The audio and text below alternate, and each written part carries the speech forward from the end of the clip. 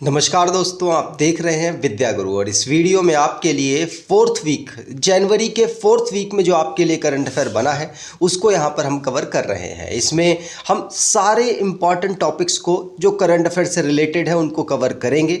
इसमें किस टाइप के क्वेश्चंस आपसे अंदर डिस्कस होंगे तो यहाँ पर आप थोड़ा सा देख सकते हैं। कुछ क्वेश्चंस को मैंने यहाँ पर लगाने की कोशिश की है, जैसे कि best FIFA men's player award किसको मिला, वुमेन में किसको मिला, दोनों की चर्चाएं कर लेंगे। मेन में जो मिला है वो बहुत इंपॉर्टेंट है और वुमेन वाला भी इंपॉर्टेंट है, ठीक। और साथ साथ एशियन विंटर गेम्स जो कि 2025 में होंगे वो कहाँ पर होंगे, उसका मस्कट अभी लॉन्च किया गया है और उसका स्लोगन अभी लॉन्च किया गया है, सभी की चर्चा करेंगे। साथ साथ जो इंडिया के इस समय पर नंबर 1 चेस प्लेयर कौन बन गए हैं, अभी कोई और थे अब दूसरे कोई बन गए हैं, उन्होंने एक रिकॉर्ड तोड़ा है, उसकी बात भी हो जाएगी। साथ साथ असम का जो हाईएस्ट ऑनर है स्टेट का, असम स्टेट का हाईएस्ट ऑनर असम वैभव, वो अभी रिसेंटली में किसी को दिया गया और इम्पॉर्टेंट पर्सन को दिया गया है। साथ साथ दूसरे असम गौरव और एक तीसरा अवार्ड है, इन तीनों को डिस्कस करेंगे कितने कितने लोगों को मिला है। लेकिन असम वैभव इंपॉर्टेंट है क्योंकि वो एक ही पर्सन को यहाँ पर दिया गया, वो भी बहुत इंपॉर्टेंट है। साथ साथ ग्लोबल फायर पावर रैंकिंग में भारत की रैंक क्या है, दुनिया में मोस्ट पावरफुल आर्मीज़ में भारत की रैंक के साथ साथ दुनिया की सबसे पावरफुल आर्मी कौन है, चर्चा होगी। साथ साथ यूक्रेन के ऊपर ना ग्लोबल पीस समिट ऑर्गेनाइज की जा रही है, यूक्रेन ने खुद रिक्वेस्ट की है कि भाई आप कर दो, तो वो देश कर रहा है, कौन सा देश है उसकी चर्चा होगी। साथ साथ स्टेट गवर्नमेंट जिसने अभी रिसेंटली में हम एंटीबायोटिक्स ना ज़्यादा मात्रा में ले लेते हैं, जब ज़रूरत पड़ी ले लो, जब ज़रूरत पड़ी एंटीबायोटिक्स ले लो, तो इसके लिए ऑपरेशन चलाया है, किस स्टेट ने चलाया है बात करेंगे। ऑपरेशन अमृत चलाया है, अमृत किसने चलाया है चर्चा होगी। लास्ट में इंपॉर्टेंट डेज तो हम पढ़ते ही हैं। चलिए स्टार्ट करते हैं वीडियो को। अगर आपको वीडियो अच्छी लगे, कंटेंट इंपॉर्टेंट लगे तो आपसे अनुरोध करूंगा वीडियो को लाइक कर दीजिएगा और चैनल को सब्सक्राइब कर लीजिएगा अगर पहली बार आए हैं। चलिए स्टार्ट करते हैं पहले क्वेश्चन से। पहला क्वेश्चन है फीफा के द्वारा, फीफा कौन है, एक संस्था है, फुटबॉल को संचालित करने वाली संस्था है। दुनिया में ये फुटबॉल के जो मैचेस हैं उनको संचालित करती है, फुटबॉल के सिस्टम को तैयार और संचालित करती है। तो फीफा जिसने मेंस प्लेयर अवार्ड दिया है, मतलब पूरे साल में 2023 में जिसने सबसे बेहतर परफॉर्मेंस किया इनके अकॉर्डिंग उसको अवार्ड दिया है। किसको, तो आंसर है लियोनेल मेसी, ये अर्जेंटीना के खिलाड़ी हैं, याद रखिएगा। और साथ साथ अर्जेंटीना आपको पता है इस समय पर वर्ल्ड चैंपियन है, क्योंकि 2022 में जो कतर में वर्ल्ड कप हुआ था वो भी अर्जेंटीना के द्वारा ही जीता गया। और लियोनेल मेसी जिनको player of the year award 2023 के परफॉर्मेंस के लिए 2024 में मिला है, ध्यान रखिएगा, ठीक। इनको ये जो अवार्ड है ये पिछले 4 साल में तीसरी बार मिल रहा है, ध्यान रखिएगा। पिछले 4 साल में लगातार ये जीत रहे हैं, इसीलिए इंपॉर्टेंट है। अगर वुमेन की बात करें, फीफा वुमेन प्लेयर अवार्ड की, तो स्पेन की प्लेयर है, बार्सिलोना की स्ट्राइकर है जिनका नाम है एटाना बोनामाटी। कौन, एटाना बोनामाटी, इनको मिला है। तो दोनों नाम याद रखिएगा, लियोनेल मेसी और एटाना बोनामाटी का, ठीक। यहाँ पर लियोनेल मेसी आपको दिख रहे होंगे। अगला question, winter games, Asian winter games 2025 जो कि 9वें नंबर के होंगे, इसे कहाँ पर ऑर्गेनाइज कराया जाएगा। सबसे पहली बात ये होगा चाइना में। कहाँ होगा, चाइना में। और यहाँ पर इसका ऑफिशियल स्लोगन अभी रिसेंटली में अनाउंस किया गया है जिसका नाम है dream of winter love among Asia. क्या, dream of winter love among Asia, ध्यान रखिएगा, पूछा जा सकता है। और होगा कहाँ, चाइना में होगा, हेलोंग जियांग एक जगह है, वहाँ पर इसको ऑर्गेनाइज कराया जाएगा, ठीक, 2025 में। और यहाँ पर ऑफिशियल स्लोगन आपने देख लिया। इसी प्रकार से अभी मस्कट भी इसका लॉन्च किया गया है। 9th एशियन विंटर गेम्स का मस्कट क्या होगा, चाइना में है तो चाइना अपने हिसाब से ही करेगा। तो एक साइबेरियन टाइगर कब है, जैसे कि इनका नाम है बिन बिन और नीनी, ये दो यहाँ पर मस्कट यहाँ पर लॉन्च किए गए हैं, ठीक। दोनों चीज़ याद रखने की कोशिश कीजिएगा, बिन बिन और नीनी।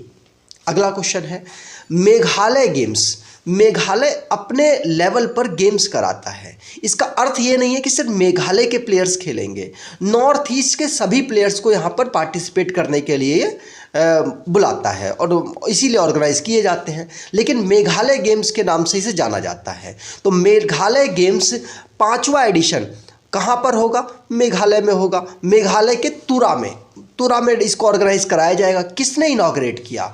तो इनॉग्रेट किया भारत के प्रेसिडेंट द्रौपदी मुर्मू जी के द्वारा। किसके द्वारा? द्रौपदी मुर्मू जी के द्वारा। ध्यान रखिएगा, 5वां ये एडिशन है। ठीक, नॉर्थ ईस्ट रीजन के जो प्लेयर्स हैं उनके अंदर स्पोर्ट्स की भावना को जागृत करने और साथ साथ स्पोर्ट्स को प्रमोट करने के लिए इसे ऑर्गेनाइज कराया जाता है। ठीक, यहाँ पर शिलोंग इसकी मेघालय की कैपिटल है। फागू चौहान यहाँ के गवर्नर और चीफ मिनिस्टर कॉनराड संगमा है जो कि इस इनॉग्रेशन में पार्टिसिपेट कर रहे थे।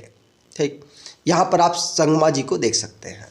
अगला क्वेश्चन है, इंडिया के नंबर 1 चेस प्लेयर कौन बन गए हैं? इन्होंने विश्वनाथन आनंद का रिकॉर्ड तोड़ के ये नंबर 1 पोजीशन प्राप्त की है। तो चेन्नई के प्लेयर हैं, भारत में तमिलनाडु की कैपिटल है चेन्नई, जिसके प्लेयर हैं रमेश बाबू प्रज्ञानंदा। रमेश बाबू प्रज्ञानंदा भारत को इस समय पर चेस में लीड कर रहे हैं और भारत के सभी प्लेयर जो बेहतर परफॉर्म करते हैं उनमें से एक है। तो रमेश बाबू प्रज्ञानंदा इन्होंने अभी रिसेंटली में वर्ल्ड चैंपियन डिंग लिरेन को हराया है और ऐसा करने वाले ये विश्वनाथन आनंद के बाद दूसरे प्लेयर बन गए हैं जिन्होंने वर्ल्ड चैंपियन को हरा दिया। इनका नाम है डिंग लिरेन। इनको कहाँ पर हराया? टाटा स्टील मास्टर्स जो कि नीदरलैंड में ऑर्गेनाइज कराई जा रही थी, वहाँ पर इन्होंने इनको हरा दिया। और इस विक्ट्री के बाद जो प्रज्ञानंदा है, आर प्रज्ञानंदा, ये रमेश बाबू प्रज्ञानंदा ये सेकंड प्लेयर तो बन गए, साथ साथ नंबर 1 पोजीशन भी इन्होंने प्राप्त कर ली। अभी तक इनसे पहले कौन नंबर 1 प्लेयर थे? तो विश्वनाथन आनंद थे। अब कौन हो गए? ये हो गए हैं। ठीक, आगे बात करते हैं। ये रहे रमेश बाबू प्रज्ञानंदा जिन्होंने डिंग लिरेन को हरा दिया। अगला क्वेश्चन, असम स्टेट जो कि 3 अवार्ड अपने देता है, असम वैभव, असम सौरभ और असम गौरव के नाम से। तो ये 3 जो अवार्ड है, ये तीनों अवार्ड अभी रिसेंटली में इन्होंने अनाउंस किए हैं। उसमें जो असम वैभव ये पहला नंबर 1 अवार्ड है इनका हिरार्की के अकॉर्डिंग। तो असम वैभव जो कि इस बार मिला है किसको? MP रंजन गोगोई को। ये पूर्व CJI भी थे भारत के। कौन से नंबर के थे ये आपको कमेंट बॉक्स में बताना है। रंजन गोगोई जी कौन से नंबर के हमारे CJI थे? कमेंट बॉक्स में बताइएगा। फॉर्मर CJI हैं और राज्यसभा के ये इस समय पर MP मेंबर हैं। रंजन गोगोई जिनको अभी रिसेंटली में आसाम ने असम वैभव यहाँ पर ये अवार्ड दिया है। इनसे पहले ये जो अवार्ड है असम ने शुरू किया था 2021 से देना। ये सबसे पहला अवार्ड रतन टाटा को, दूसरा अवार्ड तपन सैकिया को और तीसरा अवार्ड दिया है यहाँ पर 2023 के लिए रंजन गोगोई को, लॉ एंड जस्टिस के लिए। ये वही हमारे जस्टिस है, चीफ जस्टिस है जिनकी अध्यक्षता में सुना गया था राम मंदिर का केस। मतलब जिस बेंच ने केस का फैसला सुनाया था उनमें ये भी शामिल थे। ठीक, तो रंजन गोगोई साहब ध्यान रखिएगा, इस बार असम वैभव इनको पुरस्कार मिला है। ठीक, अब दूसरा अवार्ड होता है असम सौरभ और फिर तीसरा अवार्ड होता है, यहाँ पर छुप गया होगा, असम गौरव। ये असम के 3 अवार्ड हैं जो कि हिरार्की में पहले नंबर पर, दूसरे नंबर पर और तीसरे नंबर पर आते हैं। ठीक, अब बाकी अवार्ड्स की बात करें तो बाकी अवार्ड्स में नंबर्स ज़्यादा है, इसलिए याद करने का इतना तुक नहीं बनता, लेकिन देख लेते हैं। अगर असम सौरभ की बात करें जो दूसरे नंबर का हाईएस्ट अवार्ड है, ये इस बार 4 लोगों को मिला है। 4 लोगों के नाम आप यहाँ पर देख सकते हैं। ये चारों लोग यहाँ पर हैं, जिनमें से आप हिमा दास का नाम याद कर सकते हैं जो कि भारत के लिए इन्होंने बहुत छोटी छोटी जो रेस होती है उसमें जीत दर्ज की है। ठीक, और 17 लोगों को असम का 3rd हाईएस्ट ऑनर मिला है, असम गौरव। ध्यान रखिएगा, तीनों अवार्ड आपको पता होने चाहिए। ठीक, चल आगे बात करें। अगला क्वेश्चन है, इंडिया की rank global fire power ranking में कितनी रही? तो ग्लोबल फायर पावर के द्वारा ये रैंकिंग जारी की जाती है जिसमें ये बताया जाता है कि सबसे पावरफुल आर्मी किसकी है फिर किसकी रैंकिंग दी जाती है। तो इसमें भारत की रैंक रही है 4th। भारत की रैंक 145 कंट्रीज़ में 4th रही है। पाकिस्तान की बात करें तो 9th रही है। पहली पोजीशन पर बात करें तो यूएसए है, यूएसए पहली पोजीशन पर, रशिया दूसरे पर, चाइना तीसरे पर, भारत चौथे पर, फिर जापान, कोरिया वगैरह वगैरह आते हैं। इनमें भारत का आप रैंकिंग याद रखिए, पहली पोजीशन पर भी आपको रैंकिंग याद रखनी है। अगला क्वेश्चन, महाराष्ट्र गवर्नमेंट ने अभी रिसेंटली में एक एग्रीमेंट किया है जिसके माध्यम से वो क्या करेगा, पहली ग्रीन अमोनिया प्लांट को डेवलप करेगा। क्या, पहली ग्रीन अमोनिया प्लांट को महाराष्ट्र के द्वारा एग्रीमेंट के माध्यम से, एग्रीमेंट किसके साथ किया है तो इनॉक्स एयर प्रोडक्ट्स के माध्यम से के साथ एग्रीमेंट किया, जिसके माध्यम से वो पहली ग्रीन अमोनिया प्लांट को डेवलप करेगा। ध्यान रखिएगा, पूछा जा सकता है। ठीक, आगे अगला क्वेश्चन है, तो अभी रिसेंटली में इंडियन आर्मी ने एक एंड टू एंड मतलब कनेक्टिविटी को बेहतर करने के लिए और सिक्योरिटी का मतलब सिस्टम तैयार किया है जिसका नाम है संभव। इसमें एंड टू एंड कनेक्टिविटी होगी और जो बीच में लूप होल होते हैं या बीच में कोई डिस्टर्ब कर देता है मैसेज को, वो नहीं कर पाएगा आसानी से। तो आर्मी ने अपना खुद का इस बार डेवलप किया है end to end secure mobile ecosystem जिसका नाम संभव है। ध्यान रखिएगा, ये इसकी संभव की फुल फॉर्म भी आप देख पाएंगे, secure army mobile Bharat version. ये इनके द्वारा खुद का डेवलप किया हुआ सिस्टम है। ये जो सिस्टम है ना संभव, ये 5G टेक्नोलॉजी को भी यहाँ पर सपोर्ट करेगा। इस तरीके से इसको डेवलप किया गया है, भारत की आर्मी के द्वारा खुद से इसे डेवलप किया गया है। ठीक, अगला क्वेश्चन है, नए प्रेसिडेंट ताइवान के बने हैं। उनका नाम क्या इंपॉर्टेंट इसलिए है क्योंकि वो लगातार चर्चाओं में रहता है। ठीक, तो इनका नाम है क्या, ये पहले वाइस प्रेसिडेंट थे, अब हो गए हैं प्रेसिडेंट, विलियम लाई चिंगते। कौन, विलियम लाई चिंगते। ये किस पार्टी से बिलोंग करते हैं, डेमोक्रेटिक प्रोग्रेसिव पार्टी से ये बिलोंग करते हैं। ठीक, ये चाइना के अगेंस्ट होने की वजह से लगातार चर्चाओं में ये कंट्री रहता है। ताइवान की बात करें तो रिपब्लिक ऑफ चाइना इसका ऑफिशियल नाम है। प्रेसिडेंट है साई इंग वेन और नए प्रेसिडेंट कौन बन गए हैं, अभी प्रेसिडेंट यही है लेकिन नए प्रेसिडेंट बन गए हैं लाई चिंगते और करेंसी इनकी ताइवानी डॉलर है। अगला क्वेश्चन, गंगा सागर मेला चर्चाओं में रहा क्योंकि वेस्ट बंगाल में इसे ऑर्गेनाइज कराया गया और साथ साथ जो ये कुंभ मेला होता है, आपको पता है भारत का सबसे बड़ा मेला होता है कुंभ। उसके बाद सेकंड नंबर पर सेकंड लार्जेस्ट जो हमारा कुंभ है, सेकंड लार्जेस्ट जो हमारा मेला है वो है गंगा सागर मेला और इसीलिए चर्चाओं पे रहा। अभी रिसेंटली में वेस्ट बंगाल में परगना डिस्ट्रिक्ट में, साउथ परगना डिस्ट्रिक्ट में इसे ऑर्गेनाइज कराया गया। मकर संक्रांति के अवसर पर इसे ऑर्गेनाइज कराया जाता है। चर्चाओं में रहा इसीलिए आपको याद होना चाहिए। भीड़ आप देख पाएंगे कितनी ज़्यादा है। अगला क्वेश्चन, एक मैरीटाइम एक्सरसाइज हुई है, ये इसका नाम क्या है तो अयुथया। क्या, अयुथया नाम है भारत की नेवी और साथ साथ थाईलैंड की नेवी जिसका नाम है रॉयल थाई नेवी, इनके बीच में ऑर्गेनाइज कराया गया। ध्यान रखिएगा, ये पहली बार इसको ऑर्गेनाइज कराया जा रहा है इसलिए इंपॉर्टेंट है। क्या नाम है, अयुथया जो कि भारत और थाईलैंड की नेवी के बीच में इसे ऑर्गेनाइज कराया गया। ठीक, चलिए आगे बात करें। अगला क्वेश्चन है, global piece summit on Ukraine पर बेस ग्लोबल पीस समिट कहां पर ऑर्गेनाइज हुई, यूक्रेन के रिक्वेस्ट करने पर यह देश इसको ऑर्गेनाइज कर रहा है जिसका नाम है स्विट्जरलैंड में इसको ऑर्गेनाइज कराया जा रहा है ग्लोबल पीस समिट, जो कि यूक्रेन पर पूरी बेस होगी। ठीक, यूक्रेन के कहने पर ये ऑर्गेनाइज करेगा स्विट्जरलैंड और ये यूक्रेन के प्रेसिडेंट व्लादिमीर ज़ेलेंस्की। अगला क्वेश्चन, एशिया का लार्जेस्ट एविएशन एक्सपो जिसका नाम है विंग इंडिया 2024, इसको कहाँ ऑर्गेनाइज कराया गया तो एशिया का ये लार्जेस्ट एविएशन एक्सपो है जिसको हैदराबाद, तेलंगाना की कैपिटल हैदराबाद में ऑर्गेनाइज कराया गया। ध्यान रखिएगा। ठीक, आगे बात करें तो यहाँ पर 18 से 21 जनवरी हैदराबाद में इसे ऑर्गेनाइज कराया गया विंग इंडिया 2024। अगला क्वेश्चन, कौन सा केरला स्टेट है जिसने ऑपरेशन अमृत को यहाँ पर शुरू किया। इसके माध्यम से ये एक्सेसिव यूज ऑफ एंटीबायोटिक्स को रोकने की कोशिश करेगा। तो ऑपरेशन अमृत याद रखिएगा किस लिए चलाया गया केरला के द्वारा, जिससे कि जो ज़्यादा अमाउंट में लोग एंटीबायोटिक्स ले लेते हैं उसको यहाँ पर रोकने की कोशिश की जाए। ठीक, तो केरला यहाँ पर कोशिश करेगा अमृत के माध्यम से, ऑपरेशन अमृत के माध्यम से, जिसकी full form anti microbial resistance intervention for total health है। ठीक, आगे बात करें।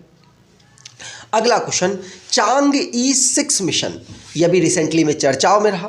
क्यों चर्चाओं में रहा? भारत का चंद्रयान 3 आपको पता है वो साउथ पोल, मून के साउथ पोल में उसकी लैंडिंग कराई गई थी। इसी प्रकार से चांग-ई 6 जो मिशन है चाइना का मिशन है और ये भी मून की इंफॉर्मेशन को इकट्ठा करने के लिए अपने इस मिशन को साउथ पोल पर उतारेगा, इसीलिए चर्चाओं पे रहा।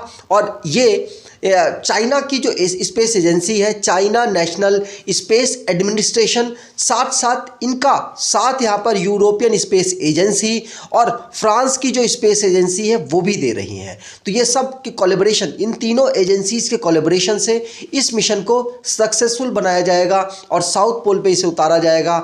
चांग-ई 6 मिशन चाइना का ये मिशन है, ध्यान रखिएगा। ठीक, आगे बात करें। अगला क्वेश्चन है my school my pride campaign, ये किसके द्वारा, यहाँ पर किस स्टेट के द्वारा इसे लॉन्च किया गया, जिससे कि स्टेट के जो गवर्नमेंट स्कूल है उनको बेहतर किया जा सके। तो ये हिमाचल प्रदेश के द्वारा लॉन्च किया गया अपना विद्यालय प्रोग्राम, जिसके माध्यम जिसका प्रोग्राम का नाम है माई स्कूल माई प्राइड। तो इसके माध्यम से ये कोशिश करेंगे कि अपने गवर्नमेंट स्कूल की क्वालिटी को बेहतर कर सके। ठीक, चलिए आगे बात करें। हिमाचल प्रदेश, सुखविंदर सिंह सुक्खू यहाँ के चीफ मिनिस्टर हैं। अगला question, IPL Indian Premier League, जो कि हर साल एक टूर्नामेंट होता है क्रिकेट का, भारत में ऑर्गेनाइज कराया जाता है बीसीसीआई के द्वारा।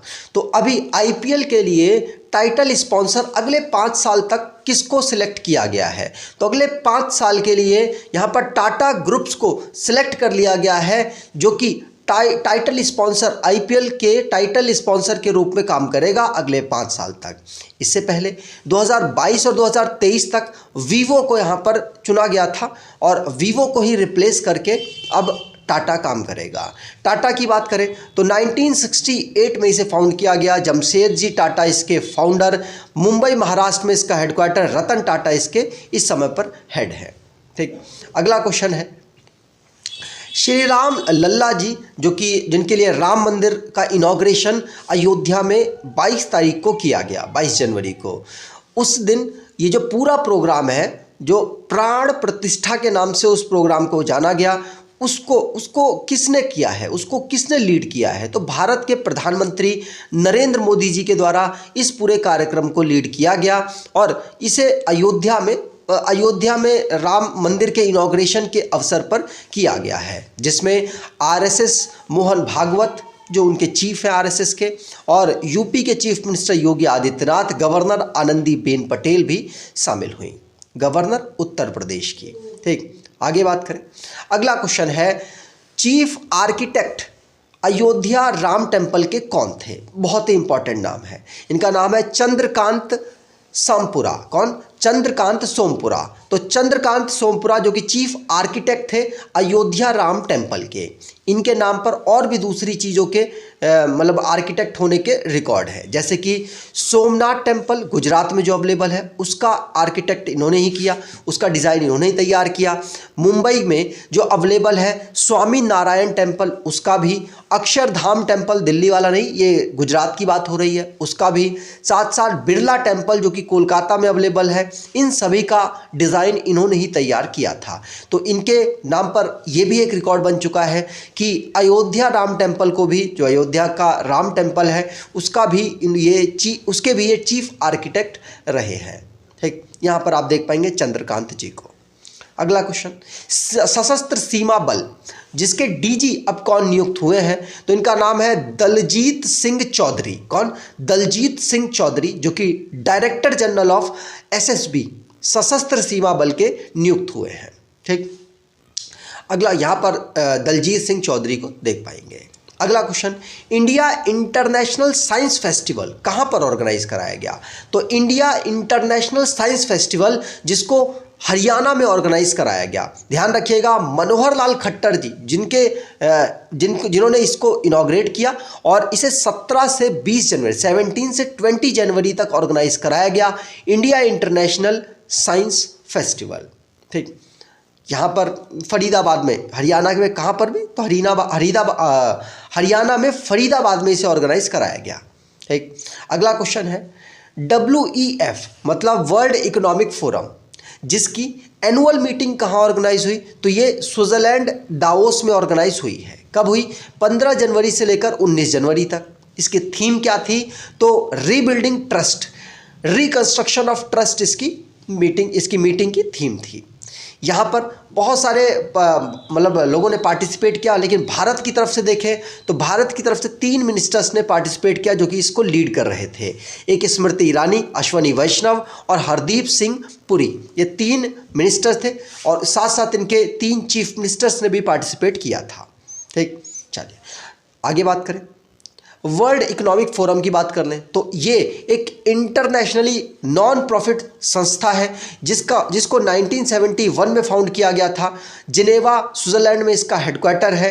इसको फाउंड किया गया था 1971 में, जो कि हेड इसके इस समय पर कौन है? तो क्लॉस स्क्वाब इसके हेड हैं। ये दुनिया में इकोनॉमिक को बेहतर करने के लिए काम करती है कि किस तरीके से हम दुनिया की इकोनॉमी को बेहतर कर सके और सपोर्ट कर सके। ठीक, अगला क्वेश्चन है, इंडिया ने किस देश के साथ साइन किया है जिससे कि वो लिथियम का एक्सप्लोरेशन और साथ साथ माइनिंग कर सके? तो भारत ने अर्जेंटीना के साथ यहाँ पर साइन किया है जिससे कि भारत जो एक्सप्लोरेशन और माइनिंग और जो लिथियम की है उसको कर सके। भारत की मिनरल विदेश लिमिटेड इंडिया लिमिटेड ने यहाँ पर अर्जेंटीना के साथ साइन किया है। ठीक, यहाँ पर अर्जेंटीना साउथ अमेरिका का देश है जिसकी कैपिटल ब्यूनस आयर्स है। प्रेसिडेंट जेवियर मिली है। ठीक, आगे बात करें। अगला क्वेश्चन, एक बुक है गांधी जी के ऊपर, Gandhi a life in 3 campaigns. क्या? Gandhi a life in 3 campaigns, इसको लॉन्च किया गया। इसके ऑथर कौन है? तो MJ अकबर। कौन? MJ अकबर इसके ऑथर है। को ऑथर है के नटवर सिंह। कौन? के नटवर सिंह। तो इन दोनों का नाम याद रखिएगा, MJ अकबर और के नटवर सिंह। ठीक, ये Gandhi a life in 3 campaign के राइटर हैं। ठीक, अगला क्वेश्चन, दूसरी बुक है कन्वर्सेशन विद औरंगजेब। ये किसके द्वारा लिखी गई? तो कन्वर्सेशन विद औरंगजेब इसको तमिल लिटरेचर चारू निवेदिता के द्वारा लिखा गया है और इसको ट्रांसलेट इंग्लिश में किया गया नंदिनी कृष्णन के द्वारा। किसके? नंदिनी कृष्णन के द्वारा।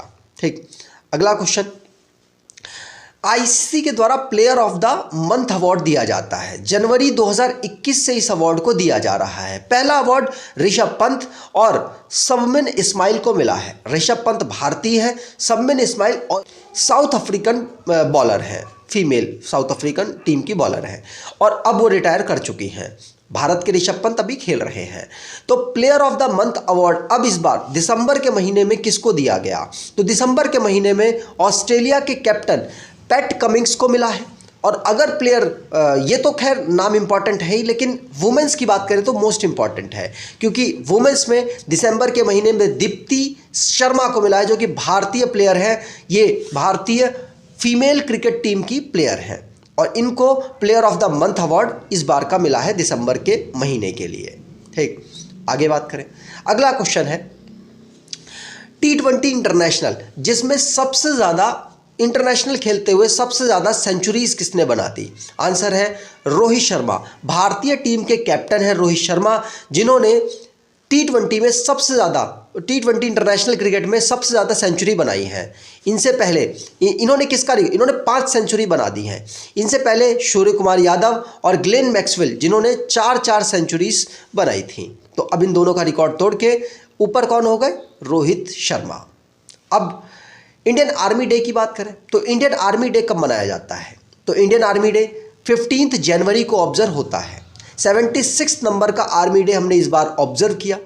ये जो आर्मी है इसको इस्टेब्लिश कब किया गया था? तो 1949 में पहले चीफ इसके थे जनरल KM करियप्पा। उनकी हेड में यहाँ पर इसको भारतीय आर्मी को स्टार्ट किया गया। तो 15 जनवरी को हम इसको ऑब्जर्व करते हैं। इस समय पर भारतीय आर्मी के चीफ कौन है? तो मनोज पांडे जी इस समय पर भारतीय आर्मी के चीफ है। चीफ मिनिस्टर, डिफेंस मिनिस्टर कौन है? तो राजनाथ सिंह जी इस समय पर डिफेंस मिनिस्टर है, ध्यान रखिएगा। चलिए, अगर आपको ये वीडियो अच्छी लगी है, इन्फॉर्मेटिव लगी है, तो आपसे अनुरोध करूंगा वीडियो को लाइक कर दीजिएगा, चैनल को सब्सक्राइब कर लीजिएगा और एटलीस्ट अपने कुछ दोस्तों तक वीडियो को शेयर ज़रूर कीजिएगा। धन्यवाद।